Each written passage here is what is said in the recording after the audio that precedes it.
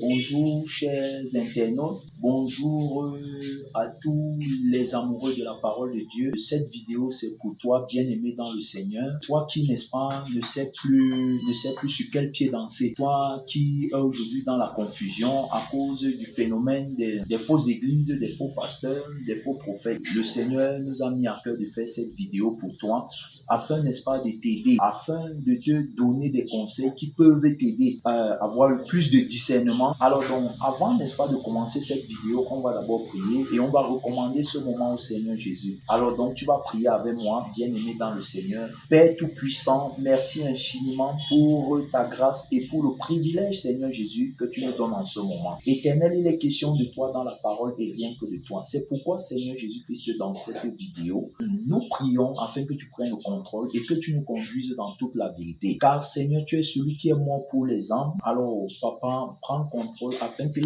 ce que nous allons faire, tout ce que nous allons dire, soit uniquement sous l'onction de ton esprit, afin, éternel mon Père, de convaincre quiconque écoute cette vidéo. Seigneur Jésus-Christ, accorde la vie à toute personne qui écoutera cette vidéo avec son cœur pour rechercher le salut de son âme, car c'est la raison pour laquelle tu as été manifesté en chair. Merci infiniment parce que tu as pris le contrôle et merci pour l'assistance de ton esprit, Seigneur Jésus-Christ, qui veut que la vérité puisse affranchir quiconque la reçoit. Alors donc, étant cette vérité, Papa, je te recommande ce moment. Que ton nom soit éternellement béni, élevé à jamais, toi qui règnes et qui vis pour l'éternité, au nom puissant et vainqueur de Jésus, j'ai prié. Amen. Alors, donc, bien-aimé dans le Seigneur, une fois de plus, bonjour. Comme je disais tantôt, cette vidéo, n'est-ce pas, c'est pour t'aider à reconnaître la voie de la vérité, c'est pour t'aider à reconnaître la voie du salut, c'est pour t'aider, n'est-ce pas, c'est pour te sortir de la confusion, parce qu'aujourd'hui, il y a le phénomène des fausses églises et des faux pasteurs qui bat son plein. On voit de plus en plus dans les réseaux sociaux des gens se lever, notamment les traditionalistes, les panafricains et tout ça, se lever contre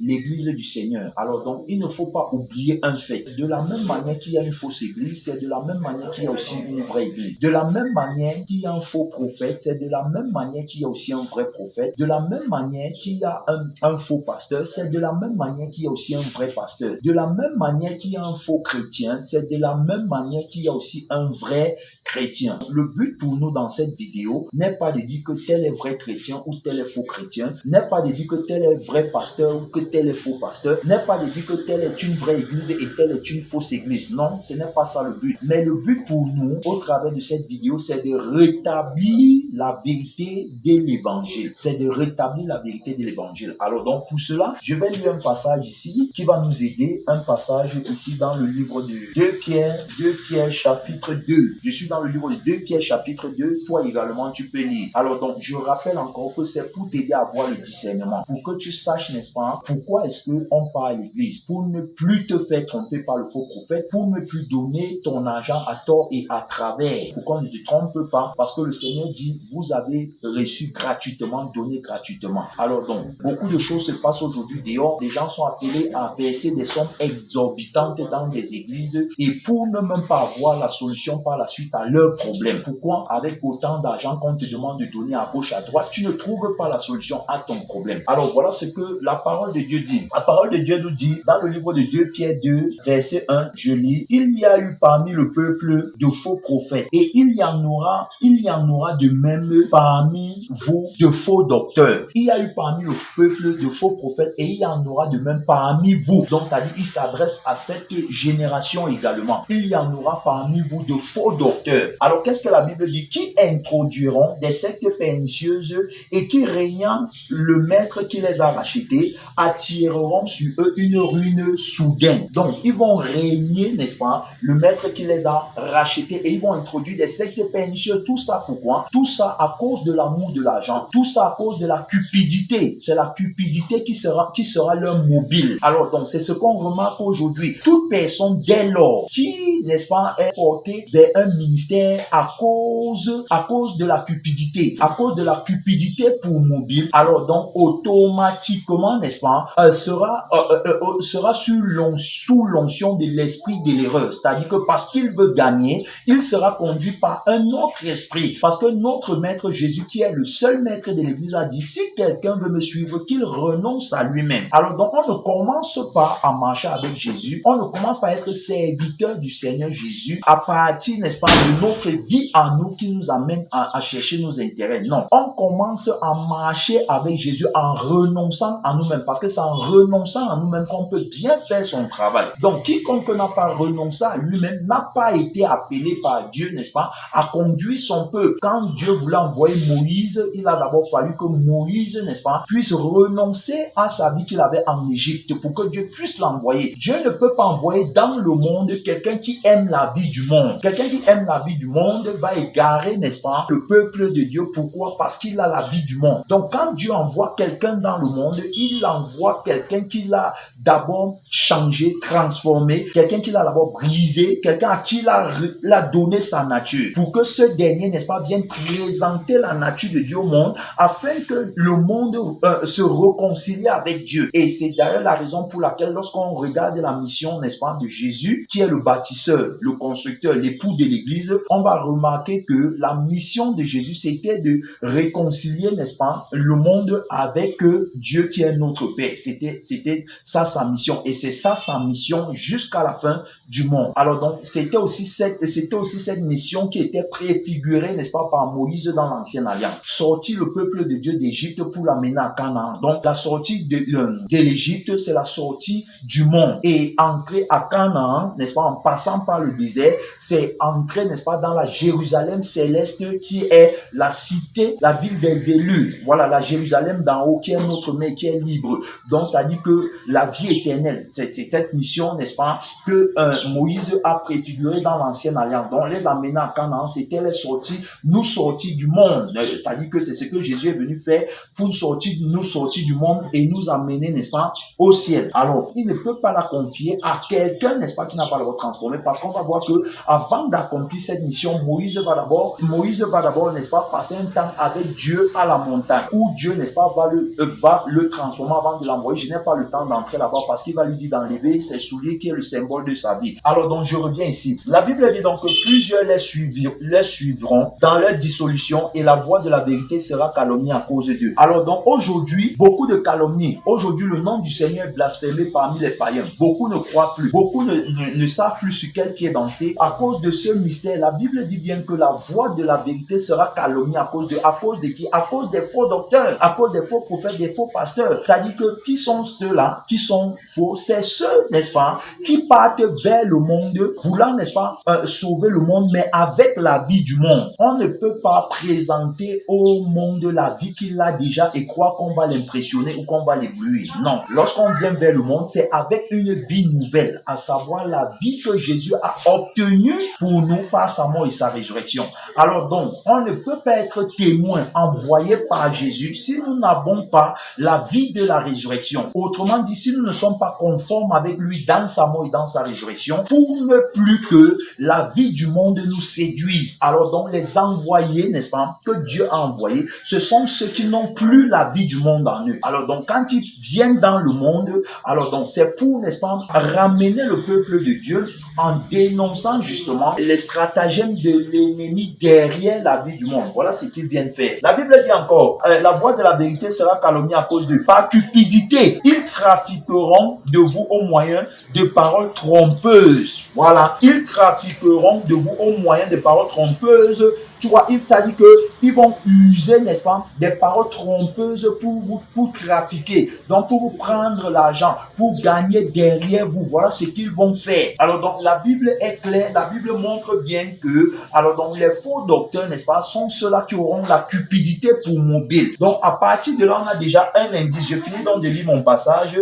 La Bible dit que eux que menace depuis longtemps la condamnation et dont la ruine ne sommeille point. Eux que menace depuis longtemps la condamnation et dont la ruine ne sommeille point. La Bible nous dit encore dans Philippiens qu'ils ont pour Dieu leur ventre et ils ne pensent qu'aux choses de la terre. La Bible dit que leur fin sera selon leurs œuvres. On comprend donc que le faux docteur, c'est celui-là qui a la cupidité pour mobile. C'est celui qui exerce dans le sacerdoce pour gagner, qui veut les dîmes, qui veut les offrandes, qui veut la popularité, mais maintenant, pourquoi est-ce que ces fausses églises, ces faux docteurs, ces faux prophètes, ces faux pasteurs sont en train de proliférer? C'est tout simplement parce que le peuple lui-même, n'est-ce pas, n'est pas en accord avec son Dieu et ne cherche pas la voie de la vérité. On ne part pas à l'église parce qu'on veut s'accorder avec la parole de Dieu, mais on part à l'église parce qu'on veut devenir, parce qu'on veut gagner. Alors donc, souvenez-vous bien que Ève a été séduite par le diable parce qu'elle voulait devenir. Le diable lui avait dit que dans Genèse chapitre 3, tu peux lire, Dieu sait que le jour où vous en mangerez, parce que le commandement de Dieu c'était de ne pas manger de l'arbre de la connaissance du bien et du mal. Alors donc, elle maintenant, elle est allée manger de l'arbre de la connaissance du bien et du mal parce qu'elle est tombée sous le charme du diable. C'est-à-dire que le diable, le séducteur, a réussi à la séduire et donc elle est allée manger de ce fruit. En allant manger, qu'est-ce qu'il avait dit? Il avait dit que Dieu sait que le jour où vous en mangerez, vous deviendrez comme des dieux, connaissant le bien et le mal. Alors donc, elle a vu que l'arbre était beau à voir et agréable, n'est-ce pas? Agréable, bon à manger. Et c'est ce qu'elle allait faire. Alors donc, c'est le même phénomène qui se passe aujourd'hui. Lorsque tu veux devenir, lorsque tu veux gagner, alors donc tu vas tomber entre les mains du séducteur. Le séducteur parle par la voix de ses envoyés parce que la Bible dit que le diable se déguise en ange de lumière. Donc il n'est pas aussi étonnant que ses envoyés se déguisent en ange, en prophète de Dieu alors qu'ils ne sont pas de Dieu. Alors donc la caractéristique fondamentale, c'est la séduction, c'est-à-dire que c'est susciter la convoitise dans les cœurs par des messages qui n'ont rien à voir avec l'évangile véritable, mais par des paroles flatteuses, des paroles mielleuses, avec une langue doucereuse, pour pousser à la convoitise et tout. Lorsque tu t'en vas à l'église parce que tu veux gagner, parce que tu veux posséder, parce que tu veux le mariage, parce que tu veux avoir l'argent, parce que tu veux voyager, parce que tu veux les diplômes, parce que tu veux les maisons, les voitures et autres, alors donc tu vas tomber entre les mains du faux prophète. On ne part pas à l'église pour rechercher ces choses. Pourquoi? Parce que même si tu ne pars pas à l'église et que tu veux obtenir ces choses, tu les auras. Si tu veux obtenir toutes ces choses que j'ai citées, il ne te suffit que de travailler et puis tu les auras. Mais quand tu pars à l'église, alors, et que tu pars rechercher ces choses, alors automatiquement le faux prophète va te tromper. Mais si tu pars à l'église maintenant, conformément à la thématique centrale de Jésus qui est le bâtisseur de l'église et qui a dit que sert-il à un homme de gagner toute la terre s'il perd son âme? Si tu pars à l'église parce que tu recherches la vie pour ton âme, si tu pars à l'église parce que tu veux le salut, tu ne risques pas de te faire tromper. Pourquoi? Parce que le faux prophète ne peut pas te dire comment faire pour obtenir le salut de ton âme. Alors donc, pourquoi est-ce que je le dis? Je le dis tout simplement parce que le faux prophète, n'est-ce pas, n'a pas pour thématique de lutter contre le péché. Autrement dit, lutter contre la vie du péché parce que c'est la vie que lui-même il a. C'est-à-dire que la vie qu'il veut gagner, c'est la vie qui va toujours désobéir à Dieu. C'est cette vie que Adam et Ève ont pris lorsqu'ils ont désobéi à Dieu. Alors donc, c'est à cause du péché donc qu'ils ont été, n'est-ce pas, repoussés. C'est à cause du péché que la mort est entrée dans l'humanité. C'est à cause du péché. Et donc, le problème que Jésus, qui est le seul vrai prophète, vient résoudre, c'est le problème du péché et pas autre chose. Jésus vient résoudre le problème du péché. Jésus n'est pas mort à la croix pour que nous on soit riches sur la terre. Non, c'est faux. Jésus est mort à la croix pour que nous on puisse obtenir en retour la vie éternelle. Donc, il est venu résoudre le problème du péché. Il est venu résoudre le problème de la mort parce que c'est à partir du péché que tout homme est appelé à mourir. La Bible dit que tous ont péché et sont privés de la gloire de Dieu dans Romains 3, 23 et dans Romains 6, 23. La Bible dit que le salaire du péché, c'est la mort. Alors donc, c'est le problème de la mort que Jésus est venu résoudre. Avant la mort et la résurrection de Jésus, il y avait déjà, les gens étaient déjà riches financièrement, matériellement. Alors donc, et même aujourd'hui, nous ne pouvons pas aller annoncer l'évangile pour dire aux gens que si vous venez à Jésus, vous serez riche. Non, ça ne passe pas par là. Si tu tombes sur quelqu'un qui est déjà riche, alors donc ton évangile n'aura plus aucun sens puisque lui, il est déjà riche. L'évangile ne consiste pas à posséder les richesses de la terre. Non, l'évangile consiste à rétablir la vie de départ que Dieu avait donnée à l'homme et qu'il a perdu en obéissant au diable. Tu vois, donc l'évangile consiste à rétablir cette vie. L'évangile consiste à restituer la vie de Satan. L'évangile consiste à résoudre le problème du péché. Alors donc, le faux prophète qui lui, n'est-ce pas, travaille à partir d'une autre thématique ne peut pas avoir la solution à la thématique, n'est-ce pas, générale que Jésus qui est le modèle suprême, n'est-ce pas, a établi. Sa thématique, c'est que sert-il à un homme de gagner toute la terre s'il perd son âme? Or, la thématique du faux prophète, c'est gagner, n'est-ce pas, la vie sur la terre. Jésus dit que c'est-il un homme de gagner toute la terre s'il perdait son âme, mais le faux prophète lui dit le contraire. Que c'est-il à un homme de gagner la vie éternelle s'il perdait les richesses de la terre? Et c'est pourquoi le problème qui résout à l'église, c'est comment faire pour avoir les richesses de la terre. Or, ce n'est pas ça que Jésus résout. Pour que tu aies le discernement, il faut que tu saches que ton problème véritable, c'est la mort. Et quand on parle de la mort, on ne parle pas simplement de la mort physique, mais on parle, n'est-ce pas, du feu éternel qui est le châtiment réservé à tout pécheur. Voilà, n'est-ce pas, la thématique sur laquelle tu dois travailler. Si tu travailles sur cette thématique, tu vas te retrouver sur le chemin, n'est-ce pas, du vrai prophète qui va te dire comment faire pour résoudre le problème de la mort. Comment faire pour résoudre le problème du feu éternel. Et non pas comment faire pour gagner ta vie sur la terre. Parce que avant l'évangile, plusieurs avaient déjà les solutions sur comment faire pour gagner leur vie sur la terre.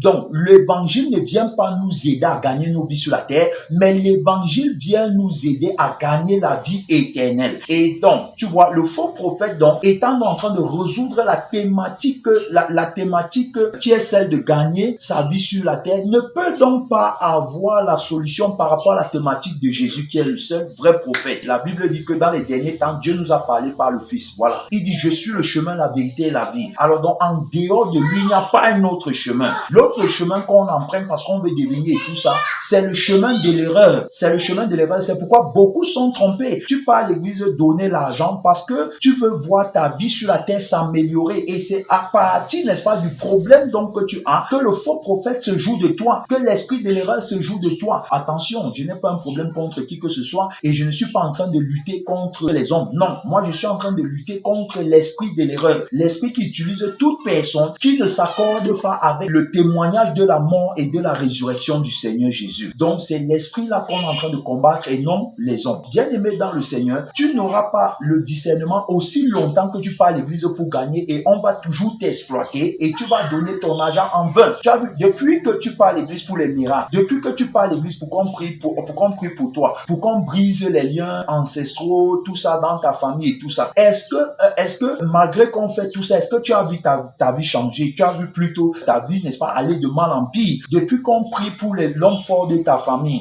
pour la femme forte de ta famille, depuis qu'on prie pour briser les autels et tout ça dans ta famille, est-ce que tu vois un changement? Est-ce que le problème du péché est résolu? Est-ce que ton cœur a changé? N'est-ce pas, tu sens toujours les jalousies? N'est-ce pas, tu sens toujours en toi les querelles? N'est-ce pas, il y a toujours les rivalités? N'est-ce pas, il y a toujours, n'est-ce pas, les désirs pernicieux, l'amour de l'argent et tout ça? Or, Jésus dit que aucun péché et aucun pécheur ne peut entrer dans son royaume. Donc, si tu n'es pas irrépréhensible, tu ne peux pas entrer au ciel. Plutôt que de résoudre le problème de gagner sa vie sur la terre, cherche plutôt à résoudre le problème, n'est-ce pas, du feu éternel, le problème de l'enfer, le problème du péché, parce que c'est le péché qui va t'amener en enfer. Or, tu dois être sanctifié dans ton corps, dans ton âme et dans ton esprit. C'est ce que 1 Thessaloniciens 5, 23 à 24 nous dit, que le Dieu de paix vous sanctifie lui-même tout entier et que tout votre être, le corps, l'âme et l'esprit soient conservés irrépréhensibles lors de son avènement. Et le Dieu qui vous a appelé est fidèle. C'est lui qui le fera. Alors donc, Jésus, n'est-ce pas, par l'évangile, doit te sanctifier corps, âme et esprit. Les péchés, il y a des péchés du corps, il y a les péchés de l'âme, il y a les péchés de l'esprit. Par exemple, les mauvais rêves et tout ça, les rêves où tu couches avec les hommes, les rêves où tu couches avec les femmes, les rêves où tu manges pendant ton sommeil et tout ça, les rêves où on te poursuit et autres où tu te retrouves dans l'eau et tout ça, ce sont des rêves qui prouvent que tu n'as pas la sanctification de ton esprit. Alors, et il y a bien d'autres encore dans l'âme, dans le corps, je n'ai pas le temps de tout citer. C'est seulement s'il y a les réactions, notamment par des questions. Je tiens à rappeler que si tu as des questions, bien aimé, n'hésite pas de les poser en commentaire. Pose tes questions en commentaire. Et surtout, si la vidéo, n'est-ce pas, t'a plu, si la vidéo t'a édifié, alors donc laisse-moi un pouce bleu, commente, partage massivement et n'oublie pas de t'abonner. Alors donc partage massivement pour également aider d'autres personnes qui sont peut-être dans la même situation. Alors donc, comme je disais tantôt, tu as donc besoin de la sanctification complète pour entrer au ciel. Et donc le problème que Jésus résout, n'est-ce pas, en mettant sur pied son église par sa mort et sa résurrection, c'est le problème de la mort. Et donc, si tu veux connaître, n'est-ce pas, si tu veux connaître le vrai prophète du faux prophète, le vrai pasteur du faux pasteur, la vraie église de la fausse église, le vrai chrétien du faux chrétien, pose-toi d'abord à toi-même la question, comment faire pour résoudre le problème de la mort? Parce que c'est un problème que aucun scientifique, personne sur la terre n'a encore pu résoudre. Et c'est d'ailleurs d'ailleurs la raison pour laquelle Jésus est venu pour résoudre ce problème. Donc, si quelqu'un dit être envoyé par Dieu, il doit avoir la solution au problème de la mort. S'il n'a pas la solution au problème de la mort, c'est qu'il n'est pas envoyé par Dieu. Et tout ce que vous entendez, sanctification dans les églises, ce n'est pas la sanctification qu'on prêche aujourd'hui, parce qu'on ne peut pas prêcher la sanctification sans le renoncement, c'est-à-dire sans la crucifixion. La crucifixion, c'est le renoncement à la vie passée, dont la vie du monde. La résurrection, c'est l'émergence de la vie que Jésus a apportée par son sang. Alors, dans la Bible, il dit que c'est lui qui est venu avec l'eau et le sang, et l'Esprit rend témoignage. Les trois sont d'accord pour l'œuvre de notre sanctification. C'est le problème de la mort qu'on peut résoudre. Donc, si quelqu'un prétend être envoyé par Dieu, qu'il te dise comment faire pour résoudre le problème du péché qui mène à la mort. Non pas te dire comment faire pour gagner sa vie sur la terre, parce que tu n'as pas besoin, n'est-ce pas, d'aller à l'église pour gagner ta vie dans le monde. Tu as besoin d'aller à l'église pour gagner la vie éternelle. Voilà le discernement que l'Esprit de Dieu te donne en ce matin. C'est-à-dire que pour reconnaître la vraie église, pour reconnaître le vrai enseignement, le vrai esprit, alors donc le Saint-Esprit glorifie Jésus, n'est-ce pas, et a reçu, n'est-ce pas, la mission de nous convaincre de trois choses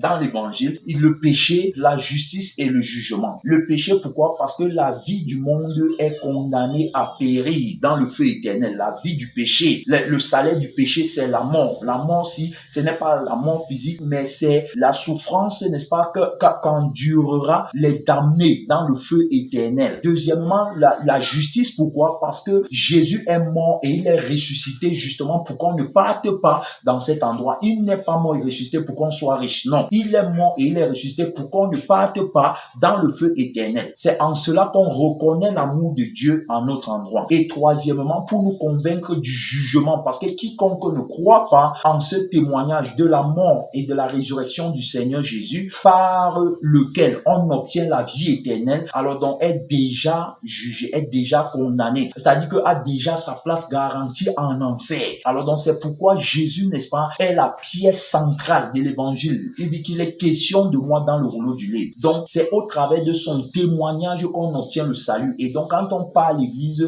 c'est pour aller chercher la vie éternelle. C'est pour aller chercher le bonheur qui vient de Dieu. C'est pour aller chercher la paix. C'est pour aller chercher le repos et la tranquillité. Ce n'est pas pour aller chercher les richesses et les biens matériels. Aussi longtemps que ce sont ces choses que tu recherches, tu seras toujours trompé. Mais si tu viens parce que tu veux la vie éternelle, alors donc je peux t'assurer que tu ne risques pas de te faire tromper. Parce que quand on va te dire comment faire pour avoir le bonheur qui vient de l'argent et tout ça, alors donc ça ne sera pas ce bonheur-là que toi tu veux. Toi tu veux un bonheur qui ne dépend ni de l'argent, ni de rien sur la terre, mais qui dépend uniquement de Jésus-Christ qui est l'auteur de ton salut. Parce que Jésus a dit qu'il nous donne la paix, pas comme le monde donne. Donc la paix que Jésus donne ne dépend pas de ce qui se passe autour de nous, mais cette paix dépend uniquement, n'est-ce pas, de lui. Aujourd'hui, quelle est la paix que les gens ont? Les gens ont la paix quand ils réussissent à gagner l'argent et à obtenir les choses qu'ils veulent, c'est-à-dire satisfaire les désirs de leur chair. Mais après, quand ils ne parviennent pas à satisfaire ces désirs, ils n'ont plus la paix. Donc ce n'est pas ça, ce n'est pas la paix là que Jésus donne. Donc, bien-aimé dans le Seigneur, voilà en quelques mots ce que nous devons aller chercher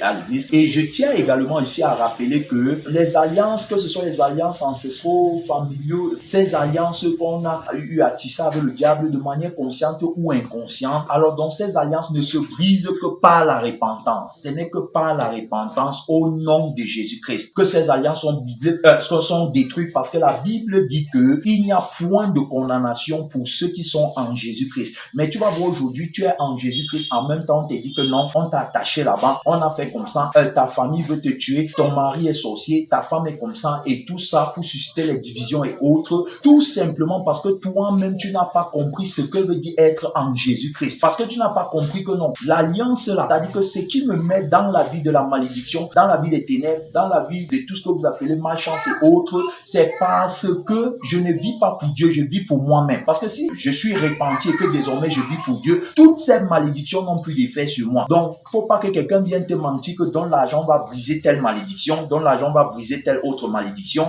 Ça n'existe pas. Jésus-Christ, par sa mort et sa résurrection, a brisé toutes les malédictions. La Bible dit qu'il a effacé l'acte dont les ordonnances nous condamnaient. Voilà. Et il n'y a pas de condamnation pour ceux qui sont en Jésus-Christ. Donc, quand tu viens à l'église parce que tu veux te repentir, tu vas entrer dans le sang de Jésus où tu auras la paix, la joie, le repos et la tranquillité. Alors, donc, tu seras heureux et tu auras la vie éternelle. Voilà pourquoi on vient à Jésus. On ne vient pas à Jésus pour autre chose. Et aucune alliance n'est-ce pas, avec le diable ou avec le monde des ténèbres n'est brisé par l'argent. C'est faux. Quand on va te dire, viens, donne l'argent, on va aller dans ton village déterrer tel. On peut déterrer tout ce qu'on veut, mais aussi longtemps que tu vis dans le péché, ça donne le droit au diable de passer par n'importe quel moyen pour te troubler. Alors, donc, sur ce, bien-aimé dans le Seigneur, n'hésite pas de poser tes questions en commentaire. Nous sommes disponibles pour vous 24 heures sur 24, 7 jours sur 7. C'est la victoire de la parole de Dieu. Abonne-toi, partage massivement la vidéo et surtout, manifeste-toi avec un pouce bleu et même un cœur. Tu tapotes seulement ton écran. Alors, donc, cela, n'est-ce pas, va nous encourager davantage puisque nous avons reçu justement la mission de dénoncer.